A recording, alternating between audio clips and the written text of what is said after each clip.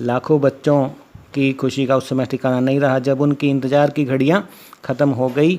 आज जैसे ही Haryana board of school education के चेयरमैन प्रोफेसर जगबीर सिंह ने फार्मूला इवैल्यूएशन का अनाउंस कर दिया है, जो कि 30, 10 और 60 का रहने वाला है। विस्तृत जानकारी देते हुए बोर्ड के chairman professor doctor Jagbir Singh ने बताया। नमस्कार जी। हरियाणा विद्यालय शिक्षा बोर्ड 12वीं की जो परीक्षा नहीं हो पा रही उसके परीक्षा परिणाम की तैयारी कर रहा है। आज सर्वोच्च न्यायालय में बोर्ड ने जो फार्मूला लिख कर दिया था उसके बारे में कहा है कि प्रत्येक बोर्ड स्वतंत्र है, अपना निर्णय स्वयं करें। और माननीय मुख्यमंत्री जी और माननीय शिक्षा मंत्री जी से भी हमारा बोर्ड ने जो फार्मूला दिया है वो पास हो गया है। इस बार हमें जो 12वीं की परीक्षा नहीं हो पाई उसके परीक्षा परिणाम को तैयार करते हुए 10वीं कक्षा का 30% लेंगे, 11वीं कक्षा का 10% लेंगे और 12वीं कक्षा का 60% लेंगे।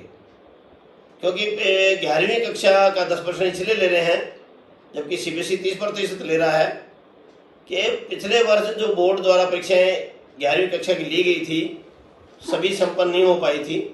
दूसरा, जो होशियार विद्यार्थी होते हैं सामान्यतः 11वीं में के परीक्षाओं की तरफ ध्यान नहीं देते हैं और कंप्यूटेशन की तैयारी करते हुए ऑब्जेक्टिव सवाल की तरफ ज़्यादा ध्यान देते हैं और सब्जेक्ट की तैयारी नहीं करते हैं, तो उनके अंक भी कम आते हैं। इस कारण से बोर्ड ने 11वीं के अंकों का 10% 12वीं की परीक्षा परिणाम में शामिल करने के लिए लिया है। Sir, what about 12th practical marks? Board द्वारा जो आंतरिक मूल्यांकन के लिए और प्रैक्टिकल की जो परीक्षाएं ली गई थी उसमें सभी प्राइवेट विद्यालयों में और सरकारी विद्यालयों में सभी में बोर्ड के द्वारा सरकारी अध्यापकों को ऑब्जर्वर लगाया गया था और ऑब्जर्वर की उपस्थिति में उस प्रैक्टिकल परीक्षाएं संपन्न हुई हैं और प्रत्येक विद्यालय को 25-25 के ग्रुप में प्रैक्टिकल लेते हुए ऑब्जर्वर के साथ फोटो खींचते हुए बोर्ड की साइट पर अपलोड करनी थी।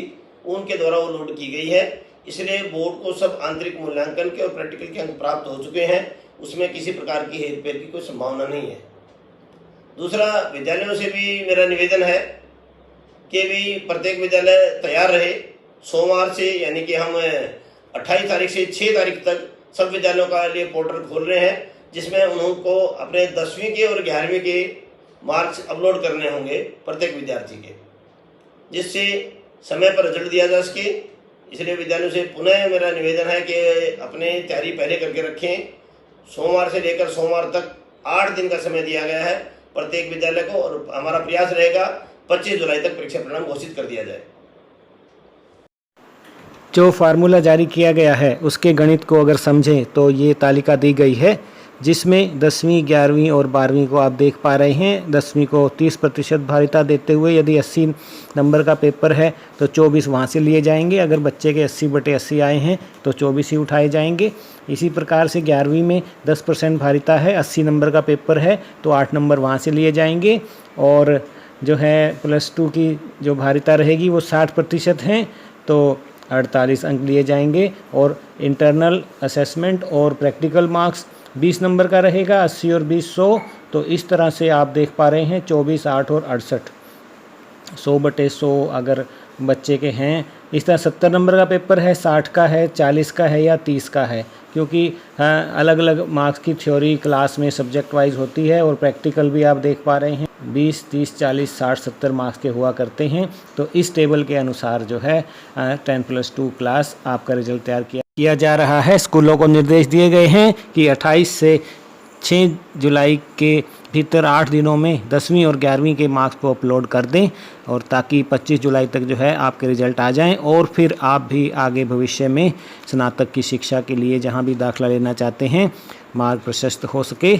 इस दौरान सीबीएसई भी और लगभग देश के सभी राज्य बोर्ड जो हैं अपनी +2 का रिज़ल्ट डिक्लेयर कर चुके होंगे, जैसा कि सुप्रीम कोर्ट ने भी डायरेक्ट किया है all the state boards to notify assessment schemes for class 12 board exams within 10 days, and he has ordered the state boards to declare the result by July 31. So Haryana is on the right track to declare the result timely.